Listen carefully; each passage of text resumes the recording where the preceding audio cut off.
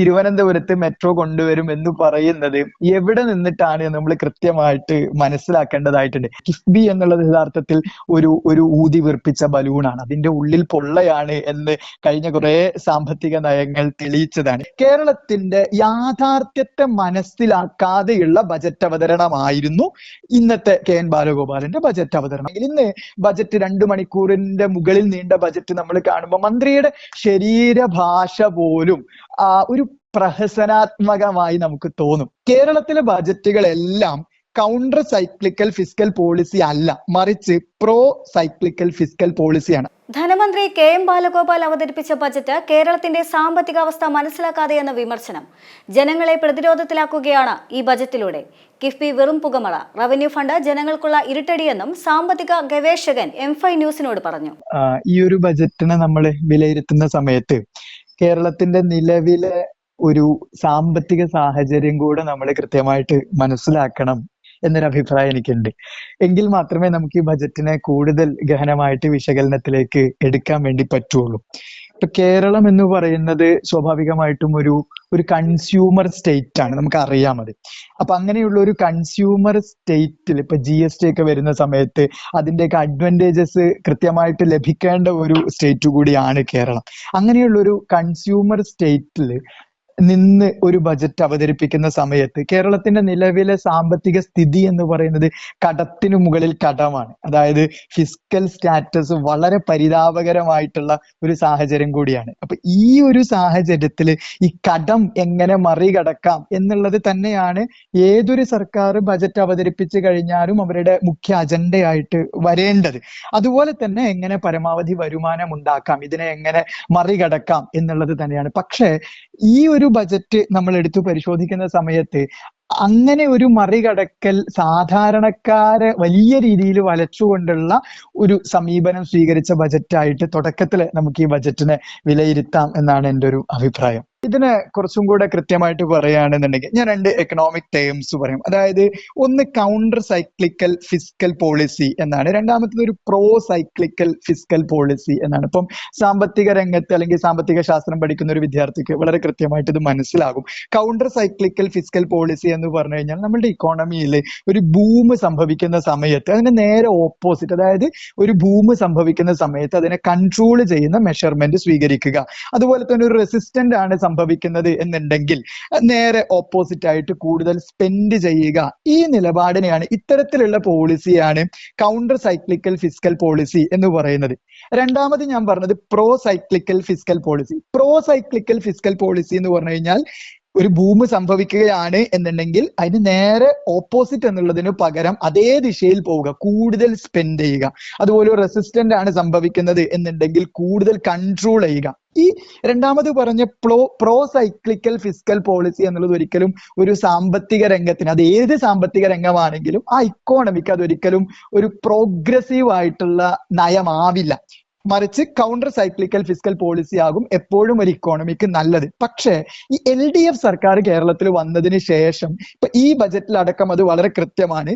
കേരളത്തിലെ ബജറ്റുകളെല്ലാം counter cyclical fiscal policy അല്ല, മറിച്ച് പ്രോ സൈക്ലിക്കൽ ഫിസ്ക്കൽ പോളിസിയാണ്. അതായത് കൂടുതൽ ബൂം ഉണ്ടാകുന്ന സമയത്ത് കൂടുതൽ സ്പെൻഡ് ചെയ്യുക. ഈ നിലപാടിലാണ് നമ്മളുടെ ബജറ്റുകളെല്ലാം LDF ഭരണകാലത്ത് നടന്നിട്ടുള്ളത്. ഈ ബജറ്റ് അതിന്റെ ഒരു വലിയ ഉദാഹരണം കൂടിയാണ്. ഞാൻ പറഞ്ഞു വന്നത് എന്താന്ന് വെച്ച് കഴിഞ്ഞാൽ ഈ ഒരു നിലപാട് യഥാർത്ഥത്തിൽ നമ്മളുടെ ഇക്കോണമിയെ പരിഗണിക്കുന്ന സമയത്ത് വളരെ അൺഹെൽത്തി ആയിട്ടുള്ള ഒരു പ്രാക്ടീസ് ആണ്. പിന്നെ നേരത്തെ ചോദിച്ച ചോദ്യത്തിലേക്ക് ഞാൻ വരികയാണെങ്കിൽ ഇപ്പം വാഹനങ്ങളുടെ സ്ഥിതി മാത്രമല്ല, അതിൽ ഏറ്റവും റിമാർക്കബിൾ ആയിട്ടുള്ള ഒരു കാര്യം എന്ന് പറയുന്നത് ഭൂനികുതിയുമായി ബന്ധപ്പെട്ടാണ്. നമ്മളത് കണ്ടു, 50% ഭൂനികുതി കൂട്ടുന്നത്. അതായത് ഇപ്പൊ കഴിഞ്ഞ കേന്ദ്ര ബജറ്റുമായിട്ട് നമ്മൾ ഇതിനെടുത്ത് ഒന്ന് താരതമ്യം ചെയ്ത് നോക്കുന്ന സമയത്ത് കേന്ദ്ര ഗവൺമെന്റ് ഇൻകം ടാക്സ് കുറക്കുന്നു, എന്നിട്ട് ജനങ്ങളിലേക്ക് കൂടുതൽ പണം എത്തിക്കുന്നത്, മണി ഫ്ലോ കൂട്ടുന്നു, ജനങ്ങളിലേക്ക് പണം എത്തിക്കാൻ വേണ്ടി ശ്രമിക്കുന്നു. ഇങ്ങനെ പണം എത്തിക്കുക എന്നുള്ളതാണ് നിലവിലെ സാമ്പത്തിക രംഗത്തിന് ഏറ്റവും അനിവാര്യമായിട്ടുള്ള ഒരു കാര്യം. പക്ഷെ അതേ സ്ഥാനത്ത് ഈ ബജറ്റിൽ ചെയ്യുന്നത് ഭൂനികുതി 50% കൂടി കൂട്ടുകയാണ്, അല്ലെങ്കിൽ ടാക്സുകൾ വർദ്ധിപ്പിക്കുകയാണ്. അപ്പൊ ജനങ്ങളുടെ കയ്യിൽ നിന്ന് വീണ്ടും സർക്കാരിലേക്ക് പണം പോവുകയാണ്. ഇവിടെ യഥാർത്ഥത്തിൽ ചെയ്യേണ്ടിയിരുന്നത് ഇപ്പം ക്യാപിറ്റൽ ഗെയിൻ ടാക്സ് ഒക്കെ പോലെയുള്ള കോർപ്പറേറ്റ് ടാക്സുകളൊക്കെ ഇമ്പോസ് ചെയ്തിട്ട് ധനം കൂടുതൽ കുമിഞ്ഞുകൂടുന്ന അതിസമ്പന്നരുടെ കയ്യിൽ നിന്നോ അല്ലെങ്കിൽ കോർപ്പറേറ്റുകളുടെ കയ്യിൽ നിന്നോ ഈ സമ്പത്ത് ടാക്സ് ആയിട്ട് വാങ്ങുകയും സാധാരണക്കാരുടെ ജീവിത ഗുണനിലവാരം കൂട്ടുകയും ചെയ്യേണ്ടതിന് പകരം ഒരു ഇടതുപക്ഷ സർക്കാർ അല്ലെങ്കിൽ ഒരു സോഷ്യലിസ്റ്റ് സർക്കാർ എന്നൊക്കെ പറയുന്ന ഒരു സർക്കാർ ചെയ്യുന്നതിന് നേരെ വിരുദ്ധമാണ്, വിപരീതമാണ് എന്നുള്ളതാണ്. ഇപ്പോ ബജറ്റുകളുടെയൊക്കെ സ്ഥിതിവിശേഷം നമ്മൾ എടുത്തു നോക്കിക്കഴിഞ്ഞാൽ കൃത്യമായി രാഷ്ട്രീയവും അതിന്റെ പുറകിലുള്ള പുറം ചർച്ചകളും ഒക്കെ ബജറ്റിനെ സ്വാധീനിക്കാറുണ്ട്. നമുക്കൊരിക്കലും കേരളത്തിന്റെ ബജറ്റ് കേന്ദ്രത്തിന്റെ ബജറ്റിനേക്കാൾ മോശമായിരുന്നു എന്നോ അല്ലെങ്കിൽ കേന്ദ്രത്തിന്റെ ബജറ്റ് തുലോം നല്ലതായിരുന്നോ എന്ന് പറയാൻ സാധിക്കില്ല. അടിസ്ഥാനപരമായിട്ട് രണ്ട് ബജറ്റുകളും ബയസ്ഡാണ്. രണ്ട് ബജറ്റുകളും അടിസ്ഥാന വർഗത്തിലേക്ക് എത്തുന്ന ബജറ്റുകളല്ല. ഒരു രാജ്യത്തെ സംബന്ധിച്ചിടത്തോളം ബജറ്റ് അവതരിപ്പിക്കുന്നതിന്റെ ഏറ്റവും നിർണിതമായിട്ടുള്ള കാര്യം എന്ന് പറയുന്നത് സാധാരണക്കാരുടെ അല്ലെങ്കിൽ ആ രാജ്യത്തെ അവസാനത്തെ മനുഷ്യന്റെയും ഉന്നമനവും സാമ്പത്തിക വികാസവും സാമൂഹ്യ ജീവിത ഗുണനിലവാരവും വർദ്ധിപ്പിക്കുക, ജീവസന്ധാരണത്തിനുള്ള ഉപാദാനത്തിന് അല്ലലില്ലാതെ മുന്നോട്ട് പോകാൻ സാധിക്കുക എന്നുള്ളതാണ്. പക്ഷെ ഈ അർത്ഥത്തിൽ രണ്ട് ബജറ്റുകളും ഒന്നിനൊന്ന് പരാജയപ്പെട്ട ബജറ്റുകളായിരുന്നു എന്നാണ് എൻ്റെ ഒരു അഭിപ്രായം എന്ന് പറയുന്നത്. ഇത് അറിവില്ലായ്മ കൊണ്ടാണ് എന്ന് ഞാൻ വിശ്വസിക്കുന്നില്ല.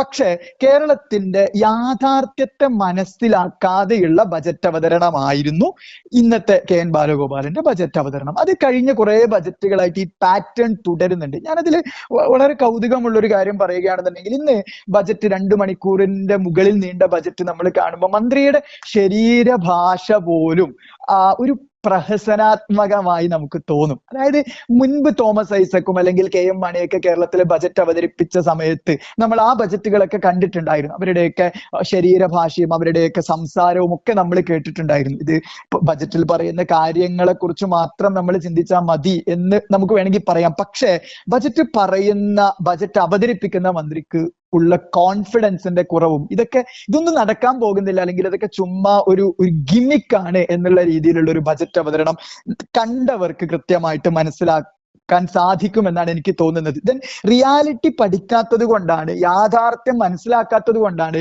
ബജറ്റ് ഇങ്ങനെ സംഭവിക്കുന്നത് എന്ന് പറയുന്നതിന്റെ ഏറ്റവും വലിയൊരു വിസിബിൾ ആയിട്ടുള്ള എക്സാമ്പിൾ പറയുകയാണെങ്കിൽ ഇപ്പൊ കേന്ദ്ര ബജറ്റ് നമ്മൾ എടുത്തു നോക്കുകയാണെങ്കിൽ അതിൽ ഒരുപാട് ഇടങ്ങളിൽ AI കുറിച്ച് നിർമ്മല സീതാരാമൻ പറഞ്ഞിട്ടുണ്ടായിരുന്നു.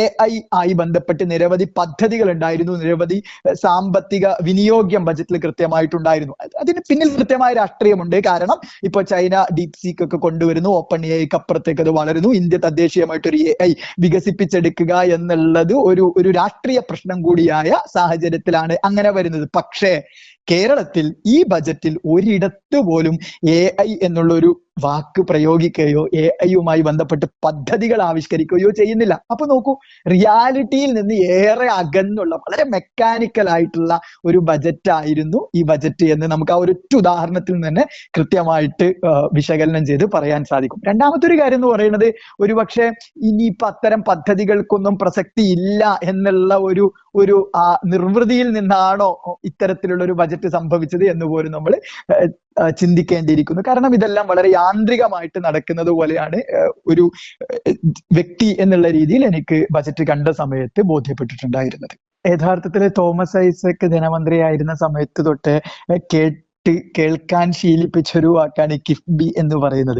അത് മാത്യു കുഴൽനാടൻ ഉൾപ്പെടെയുള്ള ജനപ്രതിനിധികൾ നിയമസഭയിൽ നിരവധി തവണ കൃത്യമായി വിശദീകരിച്ചതും കൂടിയാണ്. കിഫ്ബി എന്നുള്ളത് യഥാർത്ഥത്തിൽ ഒരു ഊതി വീർപ്പിച്ച ബലൂണാണ്, അതിന്റെ ഉള്ളിൽ പൊള്ളയാണ് എന്ന് കഴിഞ്ഞ കുറെ സാമ്പത്തിക നയങ്ങൾ തെളിയിച്ചതാണ്. ഞാൻ അതിനോട് ചേർത്ത് പറയാൻ ആഗ്രഹിക്കുന്ന ഒരു കാര്യം, ഇതുപോലെ കേരളത്തിലെ ഈ ബജറ്റിൽ കണ്ട ഒരു വലിയ കള്ളം ലൈഫ് മിഷനുമായി ബന്ധപ്പെട്ടാണ്. ഈ ലൈഫ് മിഷൻ എന്നുള്ള ഒരു പദ്ധതി പിന്നെ SC/ST വിഭാഗങ്ങൾക്ക് ധാരാളം ഭവന പദ്ധതി നടപ്പിലാക്കുന്നു, ധാരാളം വീടുകൾ വെച്ചു കൊടുക്കുന്നു, അതിന്റെ ശതമാന കണക്കൊക്കെ പറയുന്നത് കണ്ടു.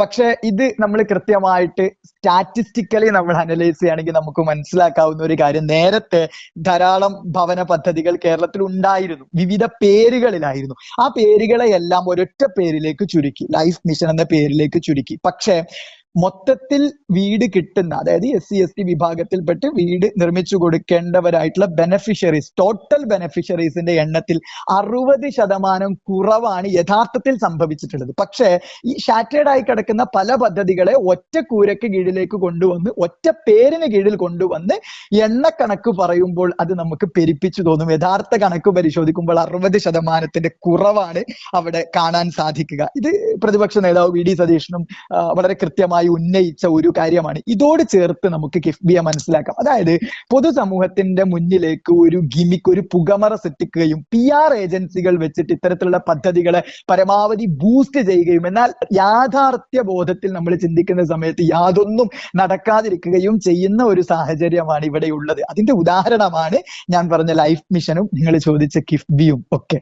ഗവൺമെന്റുകളെ സംബന്ധിച്ചിടത്തോളം ഏതൊരു ഗവൺമെന്റ് ആണെങ്കിലും അവർക്ക് ഏറ്റവും കൂടുതൽ വരുമാനം ലഭിക്കുന്ന ഒരു മേഖല എന്ന് പറയുന്നത് ജനങ്ങളിൽ നിന്ന് ഈടാക്കുന്ന ടാക്സ് വഴി തന്നെയാണ്. ഇപ്പൊ നേരത്തെ പറഞ്ഞ ടോൾ പിരിവാണെങ്കിലും ഭൂനികുതിയാണെങ്കിലും ഇനി വാഹനങ്ങളുമായി ബന്ധപ്പെട്ട നികുതിയാണെങ്കിലും ഒക്കെ വ്യത്യസ്ത തരത്തിലുള്ള ടാക്സ് ഇമ്പോസ് ചെയ്ത് ജനങ്ങളിൽ നിന്ന് കൂടുതൽ പണം ഗവൺമെന്റിലേക്ക് എത്തിക്കുക എന്നുള്ളത് തന്നെയാണ് ഇതിനെ ടാക്കിൾ ചെയ്യാനുള്ള രീതിയായിട്ട് ഗവൺമെന്റ് കാണുന്നത് എന്ന് ഈ ബജറ്റിൽ നിന്ന് വ്യക്തമാണ്. പക്ഷെ അതുകൊണ്ട് ഈ നിലവിലെ കേരളത്തിൽ ഒരു സാമ്പത്തിക സ്ഥിതി മറികടക്കാൻ സാധിക്കുകയുമില്ല എന്നതാണ് വാസ്തവം. കാരണം അടിസ്ഥാനപരമായി ബജറ്റ് ആർക്കു വേണ്ടിയിട്ടാണ് എന്നുള്ളൊരു ചോദ്യമുണ്ട്. ആ ചോദ്യത്തിന്റെ ഏറ്റവും കൃത്യമായ ഉത്തരം അത് ജനങ്ങൾക്ക് വേണ്ടിയുള്ളതാണ് എന്നാണ്. പക്ഷെ അതൊരു തരത്തിലും പ്രാവർത്തികമാക്കാൻ സാധ്യമല്ലാത്ത തരത്തിൽ വിവിധ ടാക്സുകളിലൂടെ ജനങ്ങളെ വലക്കുന്ന ഒരു വർഷമായിരിക്കും ഇനിയൊരു സാമ്പത്തിക വർഷം നമ്മളെ കാത്തിരിക്കുന്നത് എന്നും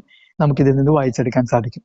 ഇതിന്റെ ഒരു പ്രശ്നം എന്താന്ന് വെച്ച് കഴിഞ്ഞാല്, ഇത് ഞാനൊരു ആനയെ വാങ്ങാൻ ആഗ്രഹിക്കുന്നു എന്ന് ഞാൻ എൻ്റെ വീട്ടില് കഞ്ഞി കുടിക്കാൻ കാശില്ലാത്ത സമയത്ത് പറയുന്നത് പോലെയാണ്. തിരുവനന്തപുരത്ത് മെട്രോ കൊണ്ടുവരും എന്ന് പറയുന്നത് എവിടെ നിന്നിട്ടാണ് നമ്മൾ കൃത്യമായിട്ട് മനസ്സിലാക്കേണ്ടതായിട്ടുണ്ട്. അപ്പൊ ഇതുമായി ചേർത്ത് വെച്ച് നമ്മൾ പറയുകയാണെങ്കിൽ ഇങ്ങനെ ഒരു പദ്ധതി, ഇപ്പം നല്ല പദ്ധതികൾ ഏതൊരു സംസ്ഥാനത്ത് ഏതൊരു രാജ്യത്ത് വന്നാലും അത് അടിസ്ഥാനപരമായി ജനങ്ങളുടെ ജീവിത ഗുണനിലവാരത്തിന് വളരെ പ്രോഗ്രസീവ് ആയിട്ടുള്ള മാറ്റം വരുത്തും എന്ന് വിശ്വസിക്കുന്ന ഒരാളാണ് ഞാൻ. അത് ഗതാഗത മേഖലയിലാണെങ്കിലും ആരോഗ്യ മേഖലയിലാണെങ്കിലും വിദ്യാഭ്യാസ മേഖലയിലാണെങ്കിലും ഒക്കെ ഗുണനിലവാരം ഉയർത്തുന്ന പദ്ധതികളെ സ്വാഗതം ചെയ്യാൻ ആഗ്രഹിക്കുന്ന ഒരാളാണ് ഞാൻ. പക്ഷേ ഇത് നടപ്പിലാകുമോ ഇല്ലയോ എന്നുള്ളതാണ് ചോദ്യം. ഇവിടെ നമുക്കറിയാം ഈ കേരളത്തിന്റെ നിലവിൽ ഏറ്റവും വലിയ പ്രശ്നം എന്താണ് എന്ന് ചോദിക്കുന്ന സമയത്ത് നമുക്ക് കൃത്യമായി പറയാൻ സാധിക്കുന്നത് ജോബ് ക്രിയേഷനിൽ ഉണ്ടാകുന്ന വലിയൊരു ഗ്യാപ്പാണ് കേരളത്തിന്റെ ഏറ്റവും വലിയ പ്രശ്നം. കാരണം കേരളത്തിന്റെ ഭാവി എന്ന് പറയുന്നത് യുവതലമുറയിലാണ്. എന്നാൽ കേരളത്തിലെ യുവതലമുറ ഇന്ന് കേരളത്തിലില്ല. ഇത് എക്കണോമിക്സിന്റെ ഭാഷയിൽ പറയുകയാണെന്നുണ്ടെങ്കിൽ ഒരു ഡെമോഗ്രഫിക് ബർത്ത് റേറ്റ് വളരെ കുറഞ്ഞ ഒരു സ്റ്റേറ്റ് ആയി കേരളം മാറുന്നു. അതേപോലെ തന്നെ ഡെമോഗ്രഫിക് ഡിവിഡൻഡിലും വലിയ രീതിയിലുള്ള കുറവ് കേരളത്തിൽ നമുക്ക് കാണാൻ വേണ്ടി സാധിക്കും. അതായത് ഇവിടെ നിന്ന് ആളുകൾ മറ്റു രാജ്യങ്ങളിലേക്ക് പോവുകയാണ്. അക്ഷരാർത്ഥത്തിൽ ഒരു പോപ്പുലേഷൻ ഡ്രെയിൻ എന്നൊക്കെ വിളിക്കാവുന്ന ഒരു സാഹചര്യമാണ് ഇവിടെയുള്ളത്. അതായത് ഭാവി കേരളത്തിന്റെ അവസ്ഥ ദയനീയമാണ്. ഇങ്ങനെ ഒരു സാഹചര്യത്തിൽ ഇതിനെ മറികടക്കാനുള്ള എന്ത് പദ്ധതിയാണ് ഈ ബജറ്റിലുള്ളത്? ഒരു പദ്ധതിയും ഇല്ല എന്നാണ് വാസ്തവം. വളരെ കൃത്യമായി തന്നെ നമുക്ക് പറയാൻ സാധിക്കും. രണ്ടാമത്തെ ഒരു കാര്യം ഞാൻ നേരത്തെ പറഞ്ഞ ജോബ് ക്രിയേഷൻ ആണ്. ജോബ് ക്രിയേഷനെ കുറിച്ച് പറയുമ്പോൾ ഒരു പക്ഷേ ബജറ്റിൽ നമുക്ക് ഒന്ന് രണ്ട് കാര്യങ്ങൾ കാണാം. അതിലൊന്ന് ഹാൻഡിക്രാഫ്റ്റ് മേഖലയുമായി ബന്ധപ്പെട്ടതാണ്. രണ്ടാമത്തത് നാളികേര കർഷകരുമായി ബന്ധപ്പെട്ടതാണ്. എന്നാൽ ഇത് രണ്ടും മാറ്റി നിർത്തിക്കഴിഞ്ഞാൽ ജോബ് ക്രിയേഷനുമായി ബന്ധപ്പെട്ട് കാര്യമായ പദ്ധതികളൊന്നുമില്ല. അതിൽ തന്നെ കേരളത്തിലെ ഏറ്റവും വലിയ തൊഴിലില്ലായ്മ പ്രശ്നം അനുഭവിക്കുന്നത് എഡ്യൂക്കേറ്റഡ് അൺഎംപ്ലോയ്മെന്റ് എന്നുള്ള ഒരു സെഗ്മെന്റിലാണ്. അതായത് എഡ്യൂക്കേറ്റഡ് അൺഎംപ്ലോയ്മെന്റ് വളരെ വളരെ കൂടുതലായിട്ടുള്ള അഭ്യസ്തവിദ്യരായിട്ടുള്ള ആളുകൾക്ക് തൊഴിലില്ലാത്ത അവസ്ഥ വളരെ കൂടുതലായിട്ടുള്ള ഒരു സംസ്ഥാനമാണ് കേരളം. ഇതിനെ അഡ്രസ് ചെയ്യുന്ന പദ്ധതികൾ എവിടെയാണ് ഈ ബജറ്റിൽ? അത്തരം പദ്ധതികളും ഈ ബജറ്റിലില്ല. ഇപ്പൊ ഞാൻ നേരത്തെ പറഞ്ഞ ഉദാഹരണത്തിലേക്കാണ് തിരിച്ചു വരാം. വീട്ടില് ആനയെ വാങ്ങുമെന്ന് പറയുന്നു, പക്ഷെ വീട്ടില് കഞ്ഞി കുടിക്കാൻ അരിയില്ല, അല്ലെങ്കിൽ കഞ്ഞി തിളപ്പിക്കാൻ കാശില്ല എന്ന് പറയുന്ന ഒരു സാഹചര്യമാണ് കേരളത്തിലുള്ളത്. അതാണ് ഞാൻ തുടക്കത്തിലേ പറഞ്ഞത്. റിയാലിറ്റിയിൽ നിന്ന് ബഹുദൂരം അപ്പുറത്ത് നിന്നുകൊണ്ടാണ് KN ബാലഗോപാൽ ഈ ബജറ്റ് അവതരിപ്പിച്ചിട്ടുണ്ടായിരുന്നത്. ഇതൊരു PR കളിയാണ്. അതായത് PR ഏജൻസികൾ വെച്ച് ഇല്ലാത്തത് പെരുപ്പിച്ച് കാണിച്ച് കേരളം നമ്പർ 1 എന്ന് പറയുന്നത് പോലെയുള്ള ഒരു സ്റ്റാറ്റിസ്റ്റിക്സ് വെച്ചിട്ടുള്ള ഒരു കളിയാണ് ഇത്. P സായിനാഥന്റെ പലതവണ സ്റ്റാറ്റിസ്റ്റിക്സിനെ കുറിച്ച് പറഞ്ഞൊരു കാര്യം, സ്റ്റാറ്റിസ്റ്റിക്സ് എന്ന് പറയുന്നത് ഏറ്റവും വലിയ കള്ളമാണ് എന്നാണ്. ഇന്ത്യയിലുള്ള അതിസമ്പന്നരായിട്ടുള്ള ഏതെങ്കിലും ഒരാളുടെ ഓഹരിയിൽ ഒരു ചെറിയ ഇടിവ് വന്നു കഴിഞ്ഞാൽ ഇന്ത്യയുടെ തന്നെ സാമ്പത്തികം അപ്പാടെ കൂപ്പുകുത്തി എന്നുള്ള രീതിയിലൊക്കെ നമുക്ക് സെൻസെക്സിൽ വായിച്ചെടുക്കാൻ പറ്റും. അതായത് സ്റ്റാറ്റിസ്റ്റിക്സ് എന്ന് പറയുന്ന ഒരു ഗിമിക്കിനെ കൃത്യമായി പ്രയോജനപ്പെടുത്തുകയാണ് ഇത്തരം വാദങ്ങളിലൂടെ ഭരണകൂടം അല്ലെങ്കിൽ ഈ ഒരു LDF ഗവൺമെന്റ് ചെയ്യുന്നത് എന്നൊരു വാദമാണ് എനിക്ക് ഈ കാര്യത്തിൽ ഉള്ളത്. കാരണം ഇതിന് നമുക്ക് ഒരുപാട് ഉദാഹരണങ്ങൾ കാണാൻ സാധിക്കും. അങ്ങനെ ഒരു അതിജീവനം സാധ്യമായിരുന്നു അല്ലെങ്കിൽ സാധ്യമാണ് എന്ന് പറയുകയാണെങ്കിൽ ഉമ്മൻചാണ്ടി ഗവൺമെന്റിന്റെ കാലത്ത് കേരളത്തിൽ ഉണ്ടായിരുന്ന വയോജനങ്ങൾക്ക് കൊടുക്കുന്ന പെൻഷൻ പദ്ധതികളുണ്ട്, ആശാകിരണമൊക്കെ പോലുള്ള ഒത്തിരി പദ്ധതികളുണ്ട്. ഈ പദ്ധതികളൊക്കെ കഴിഞ്ഞ ഒരുപാട് വർഷമായിട്ട് മുടങ്ങിക്കിടക്കുകയാണ്. ഇതിന്റെ ഗുണഭോക്താക്കളിലേക്ക് അത് എത്തുന്നില്ല. അതിന് എന്തെങ്കിലും തരത്തിലുള്ള കാര്യങ്ങൾ ചെയ്തിട്ടുണ്ടോ കേരളത്തിന്റെ പരിമിതിക്കുള്ളിൽ നിന്നുകൊണ്ട്? ഇല്ല. രണ്ടാമത്തെ ഒരു കാര്യം, ഇപ്പൊ സിവിൽ സർവീസ് പോലെയുള്ള ഉന്നത വിദ്യാഭ്യാസ മേഖലയിലേക്ക് പോകുന്ന അല്ലെങ്കിൽ സിവിൽ സർവീസ് പോലെയുള്ള മേഖലകളിലേക്ക് പോകുന്ന ന്യൂനപക്ഷ വിദ്യാർത്ഥികൾക്ക് സ്കോളർഷിപ്പ് നൽകുന്നുണ്ടായിരുന്നു കേരളം മുൻപ്. എന്നാൽ ആ സ്കോളർഷിപ്പുകൾ ഇന്ന് കിട്ടുന്നുണ്ടോ? അത് എത്ര വർഷമായി മുടങ്ങിക്കിടക്കുന്നു? നമ്മൾ വെറുതെ ഒരു സർവേ നടത്തി കഴിഞ്ഞാൽ നമുക്ക് കൃത്യമായിട്ട് മനസ്സിലാക്കാൻ സാധിക്കും. അതുപോലെ തന്നെ കേരളത്തിൽ കൊടുക്കേണ്ട വിദ്യാഭ്യാസ സ്കോളർഷിപ്പുകൾ, ഈ സ്കോളർഷിപ്പുകൾ കൊടുക്കുന്നില്ല. അവിടെയാണ് ഇപ്പൊ പുതിയ ന്യൂനപക്ഷ സ്കോളർഷിപ്പ് പ്രഖ്യാപിക്കുന്നത്. പക്ഷെ പഴയ സ്കോളർഷിപ്പുകൾ കൊടുക്കാത്ത, പുതിയ സ്കോളർഷിപ്പിന് അപേക്ഷ ക്ഷണിക്കാത്ത ഒരു സാഹചര്യത്തിൽ പുതിയ സ്കോളർഷിപ്പ് പുതിയ പേരിൽ ഇറക്കുന്നു എന്നുള്ളത് ഞങ്ങള് കേന്ദ്രത്തിന്റെ സാമ്പത്തിക ഭ്രഷ്ടിനെ അതിജീവിക്കുന്നു എന്ന് പറയാനുള്ള ഒരു PR മാർഗമായിക്കൊണ്ട് കുറച്ച് പേരുകളും കുറച്ച് സങ്കേതങ്ങളും മുന്നിലേക്ക് വെക്കുന്നു എന്നുള്ളത് മാത്രമാണ് ഇവിടെ സംഭവിക്കുന്നത്. അക്ഷരാർത്ഥത്തിൽ ഇത് സാധാരണ ജനങ്ങളോട് നടത്തുന്ന വലിയ വെല്ലുവിളിയായിട്ടാണ് ഞാൻ വായിക്കാൻ ആഗ്രഹിക്കുന്നത്. അതിന്റെ ഏറ്റവും വലിയ ഉദാഹരണമാണ് ഇപ്പം മന്ത്രിമാരുടെ കാറുകൾ മാറ്റി വാങ്ങാൻ വേണ്ടി ബജറ്റിൽ കോടികൾ പ്രഖ്യാപിക്കുന്നത്. മുഖ്യമന്ത്രിയുടെ കാറ് മാറ്റി വാങ്ങാൻ തന്നെ എത്ര ചെലവായി എന്ന് കൃത്യമായി അറിയുന്ന ആളുകളാണ് നമ്മൾ.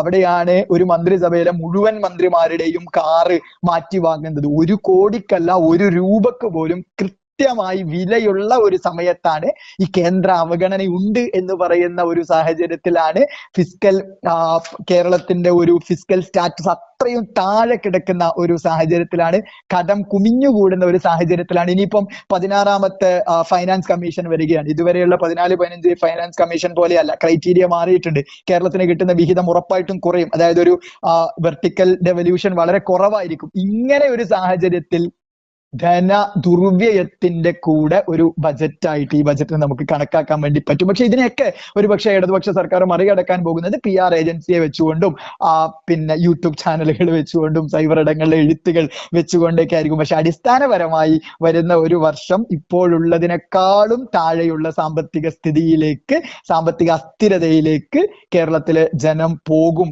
എന്നുള്ളത് തന്നെയാണ്. അതായത് ഒരു കൺസ്യൂമർ സ്റ്റേറ്റ് ആണ് കേരളം എന്നുള്ളത് മറന്നുപോയ ഈ ബജറ്റ് നമ്മൾക്ക് നിലവിൽ ബാധിച്ചിട്ടുള്ള മിഡിൽ ക്ലാസ് സിംറ്റത്തിനെ കുറച്ചും കൂടി ആക്കം കൂട്ടും, കുറച്ചും കൂടെ രോഗാതുരമാക്കും എന്ന് തന്നെയാണ് എനിക്ക് ചേർത്ത് പറയാനുള്ളത്. സാധാരണക്കാരനായിട്ടുള്ള ഒരു മനുഷ്യനെ വളരെ നെഗറ്റീവായിട്ട് തന്നെയായിരിക്കും ബാധിക്കുക. അതായത് കേന്ദ്രം ടാക്സ് കുറക്കുമ്പോൾ കേരളം ടാക്സ് കൂട്ടുന്നു. ജീവസന്ധാരണത്തിന് വേണ്ടിയിട്ടുള്ള യാതൊരു തരത്തിലുള്ള പദ്ധതികളും ഇതിൽ വായിച്ചെടുക്കാൻ സാധിക്കുന്നില്ല. ഒരുപക്ഷെ പത്രത്തിൽ വലിയ അക്ഷരത്തിൽ വരുന്ന വാർത്തകൾക്കപ്പുറത്ത് സാധാരണക്കാരന്റെ നിത്യജീവിതത്തിൽ ഒരു ഇമ്പാക്റ്റും ഉണ്ടാക്കാൻ ഇടയില്ലാത്ത, എന്നാൽ സാധാരണക്കാരന്റെ ജീവിതത്തിൽ ഒരുപക്ഷെ കരിനിഴൽ വീഴ്ത്തിയേക്കാൻ സാധ്യതയുള്ള ഒരു ബജറ്റായിട്ട് തന്നെയാണ് ഈ ബജറ്റിനെ നമുക്ക് വിലയിരുത്താൻ സാധിക്കുക. ദെൻ ഇതിന്റെ കൂടെ ഒരു കാര്യം കൂടെ പറയാം. ചിലപ്പോ ഞാനിത് പറയുന്നത് ബജറ്റ് ഒറ്റത്തവണ കേട്ട ഒരാൾ എന്നുള്ള രീതിയിലാണ്. ഇപ്പൊ കഴിഞ്ഞ കേന്ദ്ര ബജറ്റിൽ ഏറ്റവും കൂടുതൽ പിൻ പോയിന്റ് ചെയ്ത് പറഞ്ഞ ഒരു സ്റ്റേറ്റ് ബീഹാറാണ്. അതുപോലെ ഈ ബജറ്റിൽ കണ്ടൊരു പേര് കൊല്ലമാണ്. ഒരു പക്ഷേ കൊല്ലത്തെ, അതും സാധാരണക്കാർക്ക് എത്രത്തോളം ഗുണമേന്മയുണ്ടാക്കും ഈ ബജറ്റ് എന്നുള്ള കാര്യത്തിൽ എനിക്ക് തർക്കമുണ്ട്. പക്ഷെ കൊല്ലം എന്നുള്ള ഒരു ജില്ലക്ക് കുറച്ചുകൂടെ പരിഗണന കൊടുത്ത് KN ബാലഗോപാലൻ അടുത്ത ഒരു തെരഞ്ഞെടുപ്പിൽ സീറ്റ് ഉറപ്പിക്കാൻ വേണ്ടി കൊല്ലത്ത് ഒരല്പം അധികം മായാജാലം കാണിക്കാൻ ശ്രമിച്ച ഒരു ബജറ്റാണ്. കൊല്ലം എന്നിങ്ങനെ പുട്ടിന് തേങ്ങയിടുന്ന പറഞ്ഞ പോലെ ഈ ബജറ്റിൽ ഒരുപാട് സ്ഥലത്ത് കേൾക്കേണ്ടി വന്നു, ബീഹാർ പോലെ. അതുകൂടി ഇതിന്റെ കൂട്ടത്തിൽ ഞാൻ ചേർത്ത് പറയുന്നു. അടിസ്ഥാനപരമായി സാധാരണക്കാരനെ വലക്കുന്ന, സാധാരണക്കാരന് ഒരു തരത്തിലുള്ള പ്രയോജനവും ഒരു തരത്തിലുള്ള പ്രതീക്ഷയും വെച്ചു പുലർത്താനില്ലാത്ത പ്രഹസനാത്മകമായിട്ടുള്ള ഒരു ബജറ്റ് തന്നെയായിരുന്നു ഈ ബജറ്റ്.